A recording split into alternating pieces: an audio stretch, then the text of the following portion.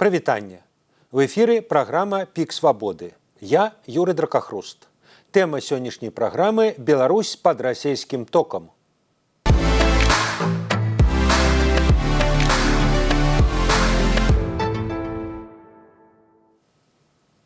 Сёння наш гость – эксперт Фінскага інстытуту міжнародных справаў Рыгор Ніжнікаў. Рыгор, добрый дзень.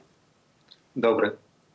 Рыгор, прэзідэнт Расіі Владзімір Пуцін учора даў даручэнне падпісаць дамову аб фармаванні аб'яднанага рынку электрычнай энергіі саюзнай дзяржавы Беларусі і Расіі. Ну, адсюль і моя метафора пра расійскі ток.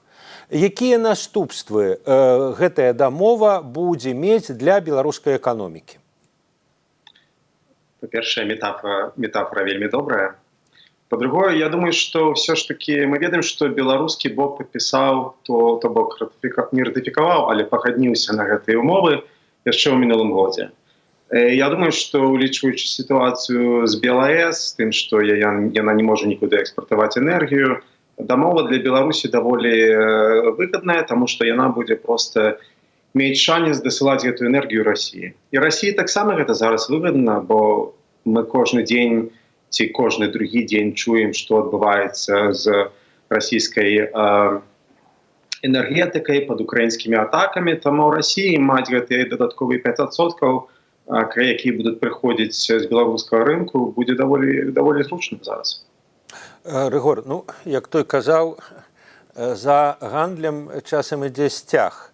Вось вы глядзелі гэтую дамову, ці ёсць там нейкія наддзяржаўныя органы, якія б рэгулявалі гэты самы аб'яднаны рынок? Бо вы памятаеце, пэўны час таму таксама лунала такая, здаецца, пастанова расійскага ўраду, там она нават ледзь не да Пуціна дайшла, пра рэгуляванне спагнання ускосных падаткаў. Але беларускі бок адбрыкаўся. Вот в этой дамове про электричку як бы ёсць нешта тое, што будзе рэгуляваць гэты супольны рынок? Ну, гэта добрае пытанне. Я пакуль гэтага не бачу, і гэтае пытанне трэба, канешне, дасылаць да галіновых экспертаў. Але ж мы таксама ведаем, што адбрыхацца ці неяк зрабіць па паняццям, нават калі ёсць адпаведная дамова, беларускі і расійскі бок гэта могуць зрабіць.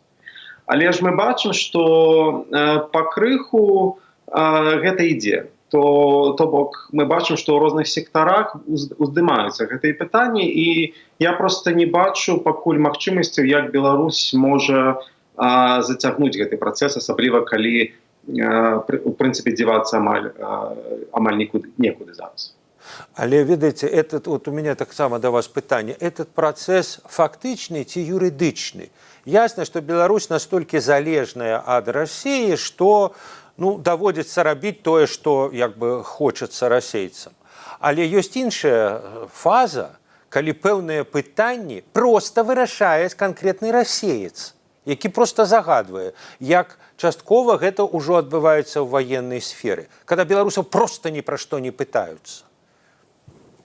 Я цалкам згодны, і гэта галоўнае пытанне, якое, ў прынцыпе, ідзе, калі мы кажам пра фактычна ці юрыдычна, гэта пытанне ўсей беларуска-расійскай інтэграцыі ўсіх 30 гадоў, ці нават болей. То бок, нават калі ёсць фактычная дамова, у нас, то есть, калі ёсць юрыдычная дамова, фактычна яна можа не выконвацца і часта не выконваецца. Таму мы проста павінны паглядзець, як гэта будзе, як імплементацыя будзе ісці. Можа будуць адразу амаль затрымкі і нейкія узаемныя абвінавачанні. Але вот той бок, што так, мы ўжо ўсё часцей бачым, што беларускі бок уже не можа адмаўляцца ад расійскіх так званых прапаноў, гэта мы ўжо бачым. Я думаю, што ваенна-палітычная сфера, яна вельмі паказальна, таму што гэта менавіта тое, што цікавіць найбольш і найперш расіян. І таму эканоміка ідзе побач, і эканоміка, калі з'яўляецца вось такі занадта вялікі інтарэс, адразу мы бачым, яны могуць заламваць рукі. Яшчэ адна падзея гэтага тыдня у пэўным сэнсе як бы сугучная з той інфармацыяй, якую мы з вами абмяркоўвалі. Краіны Балтыі абвясцілі, што яны выходзяць з супольнай энергетычнай электрычнай сістэмы з Беларусью і Расіяй. Яны, аказваецца, да апошняга часу ёй все ж таки так ці інакш, той ці іншай форме былі. Зараз яны выходзяць, будуць з еўразвязам, вот з Фінляндыі, дзе вы зараз знаходзіцеся. А што это азначае для, ізноў жа, беларускай эканомікі? Вот спалучэнне с расейцамі адзін рынок, з балтыйскімі краінамі так выглядае ввогуле ніякага рынку. Гэта ўжо проста пытанне, якое вырашалася, скажем так, яно ўжо было на павестцы, яно ўжо было неабходным зрабіць, і зараз проста гэта все краіны Балтыі дарабляюць. Я тым больш, што, як кажуць, адвязваюцца ўсе краіны рэгіёна ад Расіі паступова, акрамя, мабыць, толькі Венгрыя, Угоршчына, якая яшчэ борецца. Але астатнія, як толькі асабліва атрымаюць гарантыі, альтэрнатыўныя шляхі атрымання, асабліва ў выніку крызіса за сваіх краін-партнёраў у ЕС, яны як мага хутчэй адвязваюцца ад Масквы, як толькі атрымліваецца магчымасць. Тое, што зрабіла раней Фінляндія, тое, што робіць зараз Балтыя. А Фінляндыя таксама выйшла з такой сістэмы, ці ў яе такой і не было з Расіяй? У Фінляндыі не было, але ў Фінляндыі былі, напрыклад, розныя газавыя, вядома, што ў атамнай энергетыцы пагадненні, праекты з Масквой, і як толькі кантракты дазволілі, мы ведаем, што адразу яны не дазволілі парваць з Масквой, але як толькі яны дазволілі, то Фінляндыя адразу ўсе звязкі з Масквой абарвала. На мінулым тыдні Александр Лукашенко сустракаўся з Пуціним у Расіі на Валааме. Сустрэча была вельмі закрытая, адтуль ніякай выцечкі не было, пра што ж яны там размаўлялі практычна 2 дні. Пасля завяршэння ўжо ў Менску Лукашенко склікаў нараду і сказаў, што размова прынамсі ішла аб парадку аплаты паставак нафты ад Раснафты. Вот на ваш погляд, згадка гэтай праблемы, гэта ці не маскіроўка гэта больш сур'ёзных праблемаў? Ну, як бы, понятно, пастаўкі нафты штука важная, але, ну, вот, як бы, на прэзідэнцкім узроўні разбірацца такі парядак, не такі парядак. Ці Лукашенко вот такі, ён заўжды такім, як бы, і быў, вот, вырашаў сам все руками, як бы... Да, я з вами згодны, гэта такое даволі цікавае. Я лічу, што хутчэй за ўсё Лукашенко гандлюецца. Я думаю, што размова ішла пра іншым. Я думаю, размова ішла пра пытанні бяспекі, першую чаргу. Але Лукашенко за тыя, скажем так, крокі, да тыя рэчы, якія Масква ці запытала, ці, скажем так, папрасіла яго зрабіць, ён, в прынцыпе, ёсць чым папрасіць у адказ. Я думаю, што ён такім чынам яшчэ раз накадаў, што яго цікавіць, каб Масква не забыла, каб гэта публічна давесці, каб усе ведалі. Але, вядома, таксама, я думаю, што гэта яшчэ раз, тут я з вами цалкам згодны, паказвае, што рэчы, якія абмяркоўваліся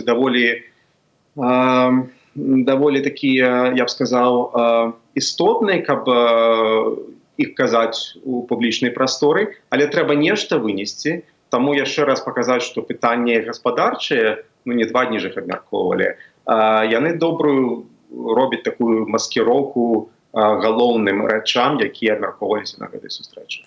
А вось пра галоўныя рэчы мы крышку пазней пагаворым, а зараз такое, можа, больш канцэптуальнае, якраз і пра нафту, і пра электрычнасць. Вот Лукашенко так выглядае ледзь не з канца 90-х гадоў, як мантру паўтарае. Адзіны энергетычны рынок. Газ, нафта, нафтапрадукты. Часам электрычнасць прыгадвалася разам, але на апошнім месцы, а можа і не прыгадвалася. Газ, нафта, нафтапрадукты. Як Катон. Картаген павінен быць разбураны, Лукашенко казаў, адзіны рынок.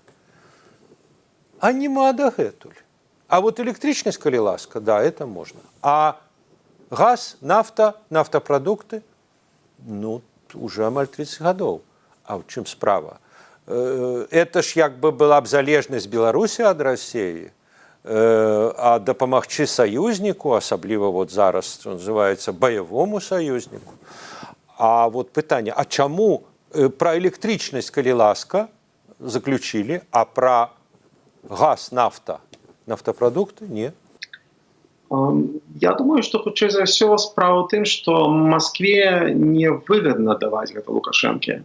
Все ж таки рабіць так, каб кожны год, як мы заўсёды гэта бачылі, или кожны некалькі год маць вялікую дэлегацыю ў Маскве у снежні, дамаўляцца. Гэта такі як пернікі кнут адразу, і чаму Лукашэнке, скажем так, гэта дараваць. І тут я лічу, што гэта адзіная прычына, і іншая прычына ў тым, што все ж таки ёсць у Маскве, у России секторальные интересы. Все ж таки для российских энергетичных компаний, будь то «Газпром», ці «Лукойл», я не думаю, что у них есть свои интересы, якими Кремлю треба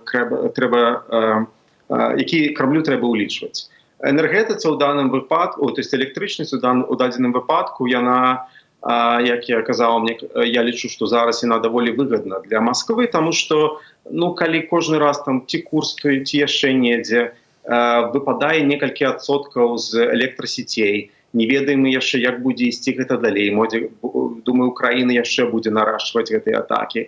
Вельмі добра мець магчымасць, каб подключаць Беларусь, каб Мінск просто у прамым сэнсе гэтай злішкі энергіі з БелАЭС прадаваў Москве, і для Москвы і для Мінска такі гэта даволі, я б сказаў, крок, які ў взаемавыгадных інтарэсах.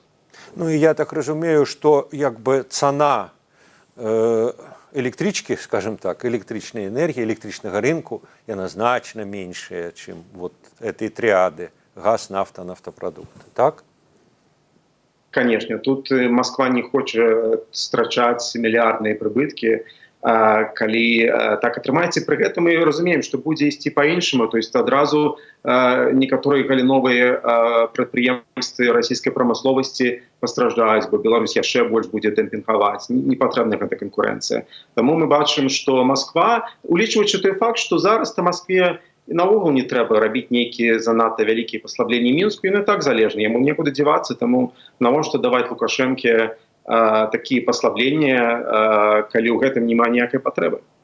Хай і працягваецца.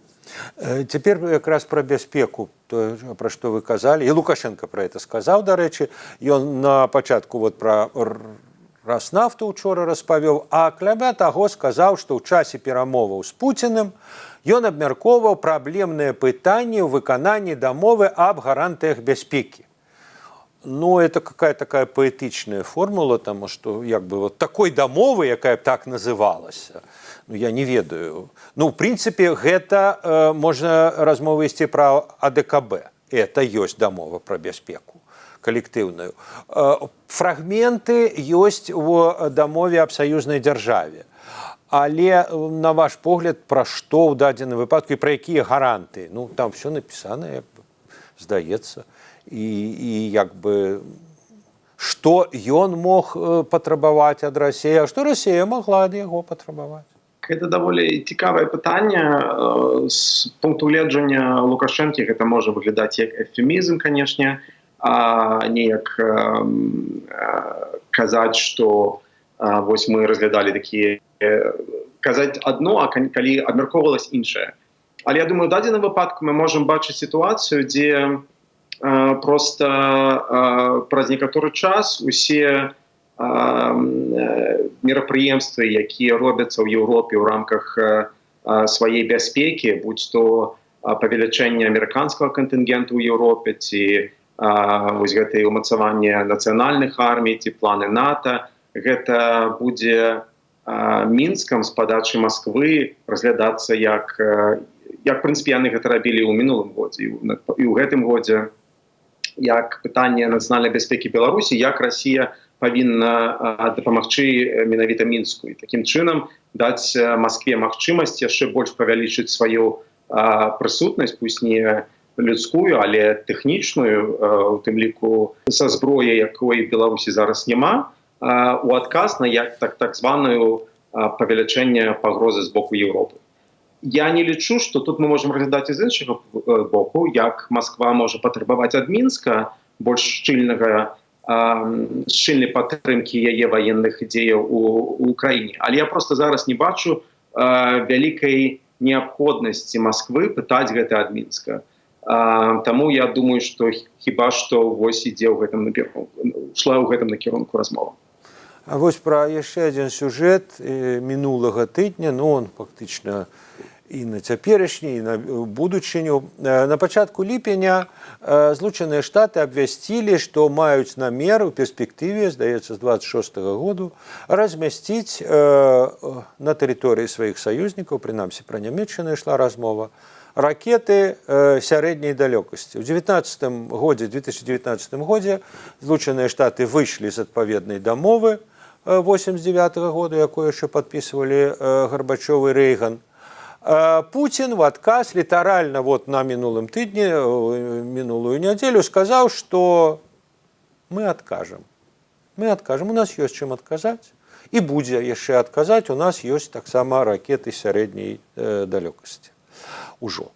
Тут варта сказаць, цікавы такі сімвалізм, што ў траўні 90-го году апошняя савецкая ракета сярэдняй далёкасці Р-12 была разрезаная, знішчаная на полігоне Лясны пад Барановичамі в Беларусі. Тады скончыўся гэты клас узбраенняў савецкіх. Они могут вернуться. Они могли валами обмерковывать, что ракеты средней дальности, российские, новые ракеты, будут размещены в Беларуси. Это вельмі зручно. Я лічу, што гэта вельмі слушная гіпотэза. Якраз такі гэта будзе менавіта тым, што будзе вельмі цікавіць Владимира Путина. І, думаю, будзе мець якраз такі для Лукашэнкі магчымасць прасіць у Масквы тыя рэчы эканамічнай, гаспадарчай, які ён, мы раней казалі, у сваёй публічнай прамове намікаў і казаў Маскве. То бок, гэта вельмі будзе добры адказ і Амерыцы, і, вядома, для Масквы будзе бачна такі стратэгічны палітычны сэнс, каб яшчэ надавіць на Европу. І для Лукашэнкі, куды ему дзявацца, ён, канешне, за гэта можа папрасіць нешта ў адказ. Таму я лічу, што гэта якраз такі адны з галоўных імаверных тэмаў, якую зараз незручна будзе выносіць на публіку і якую, хутчэй за ўсё, Пуцін і Лукашенко абмяркоўвалі. І яшчэ адзін, таксама гіпатэтычны момант. Путин недавно сказал, что мы можем переглядеть нашу ядерную доктрину. Россия может переглядеть свою ядерную доктрину. Теперь, по теперешней доктрине, Россия кажа, что она может ужить ядерную зброю в двух выпадках. Одна – это ядерный напад на Россию и ее союзников, ці неядерны напад на Россию, калі гэта ставіць пад пагрозу яе існавання як дзяржавы. Калі размова ідзе пра карэкцыю, то, скажем, другі пункт не можа быць скарэктаваны у выпадку неядернага напада на Россию і Беларусь, калі, і далей па тэксце. Ці проста у выпадку неядернага нападу на Россию і Беларусь, а мы уже откажем. Про что Лукашенко весь час распавядае, что мы ж можем и ядерной бомбой отказать. Польше, Украине, Литве, кому заўгодна. Калі Лукашенко гаворыць про тое, что дополнить, удакладніць некие гарантии бяспеки, это может быть змена доктринальная российской ядерной доктрины. Той факт, что, в принципе, сама такая магчымасць разглядаецца, и, в принципе, мы памятаем усе публічныя заявы 22 года, калі, в принципе, Россия грозілася якраз таки у супрацьлегласць да сваёй ядернай доктрины нанесці удар по Украине гипотетычна. Чаму гэта не перанесці на паперу, што ў выпадку канвенцыянальнай атакі можна адказаць ядерным спосабам? А што датычна калі ўнесці Беларусь, я не ведаю, все ж таки гэта такі вось будзе юрыдычны казус. Я не ведаю, наколькі гэта будзе зручна, але в прынцыпе я думаю, што гэта магчыма, але не называць Беларусь, а назваць сваіх больш размыта гэта зрабіць, назваць, што на Расію ці на яе хаўруснікаў. Гэта можна зрабіць. І, канешне, для Пуціна гэта будзе якраз такім асіметрычным адказам на тое, што адбываецца зараз у Еўропе, у адказ на, скажем так, падтрымку захадамі НАТО Украіны, і гэта якраз таки будзе ў яго, як кажуць, у духе яго дзеяў. Тое, пра што размаўлялі Пуцін з Лукашэнкам на Валааме, ну, это, па сутнасці, такое гаданне крыху на кававай гушчыні. Тут розныя эксперты. Адні гавораць, што, маўляў, там паміж імі чорная котка прабегла, таму ўсё сакрэціцца. А іншыя кажуць, што да нічога паміж імі там не прабегла. Все у них выдатное взаимодействие. Але калі не спрабаваць вот этой разгадки рабіць, а вот акрамя тых тэмаў, якія мы з вами ўжо абмеркавалі, якія вот вы бы абазначылі іншыя вузлавыя кропкі, можа быць, в двухбаковых адносінах. Вот. Магчыма, там шахеды, якія вот, праляцелі, магчыма, удзел Беларусі так ніяк у вайне, можа, в іншай форме, выбары 25 таксама, можа быць, это тэма. Вот як бы вы ахарактарызавалі весь, как бы, можа быць, комплекс, хотя бы так, штрих-пунктирна, праблем, якія Валааме, не ў Валааме, дзе-небудзь в іншым месцы, ну вот як бы все роўна бакі будуць абмяркоўваць і абмяркоўваюць. Першае, я лічу, што вот той факт, што Лукашенко прыязджае і 2 дні разам з Пуціным сам-насам вядуць размовы, перамовы і гэтак далей, гэта унікальна для, скажем так, унікальная магчымасць для Лукашэнкі. І яно паказвае, наколькі ўсё ж такі гэта, скажем так, само па сабе з'яўляецца такім паказчыкам пазітыўнага ці стаўлення зараз да Лукашэнкі, потому что не кожны расійскі чыноўнік, той же Мішустін, можа сустракацца з Пуціным так часта і такі вялікі час. Таму гэта паказвае, што ўсё ж такі адносіны стабільны, прадказальны, і што пуцінска-лукашэнкаўскі тандем зараз знаходзіцца ў добрым стане. Што яны абмяркоўваюць? Я ўсё ж такі думаю, што Владзімір Пуцін, які вось так вызывае Лукашэнку, яго цікавіць зараз, мы гэта бачым, адна тэма – гэта Украіна і Захад. То есть галоўнае, што Пуціна цікавіць, гэта пытанні ваенна-палітычныя, беспяковыя, вайна в Украіне. І гэта тое, што ён заўсёды першую чаргу размаўляе, аб чым абмяркоўвае з Лукашэнкамі, як Беларусь можа выкарыстоўвацца у гэтым, у шырокім вельмі сэнсе, у ваенным, і прапагандысцкім, і ў палітычным, што Беларусь можа зрабіць. А Лукашэнку, канешне, больш цікавяць пытанні эканамічныя. Парты, гандаль, як мы бачым, энергетыка, і гэта тое, што ён можа прасіць. Таму гэта заўсёды для Лукашэнкі галоўнае. Як можна з гэтага хоць неяк атрымаць нейкую выгаду. І зараз, я думаю, пытанне выбараў вельмі вартае увагі. Я думаю, што Лукашенко хутчэй за ўсё ўжо рыхтуецца, то есть уже гэта абмяркоўваецца ў нашай сярод экспертаў. Лукашенко рыхтуецца ўжо, па суці, вядзе перадвыбарчую кампанію, і яму вельмі варта заручыцца не падтрымкай, а менавіта падтрымкай у сэнсе, каб Расія, Москва ведала, Москва падтрымала фінансава, каб Москва ведала, што Лукашэнкі трэба гэта зрабіць, і Москва гэта, вядома, робіць. Добра, дзякуй вялікі. Я нагадаю, што з намі быў эксперт Фінскага інстытуту міжнародных справаў Рыгор Ніжнікаў. Дзякуй, Рыгор. А за тым, як будуць разгортвацца падзеі далей, у тым ліку і ў адносінах паміж Беларусю і Расіяй, вы можаце сачыць у праграме «Пік свабоды». Дзякуй, да пабачэння.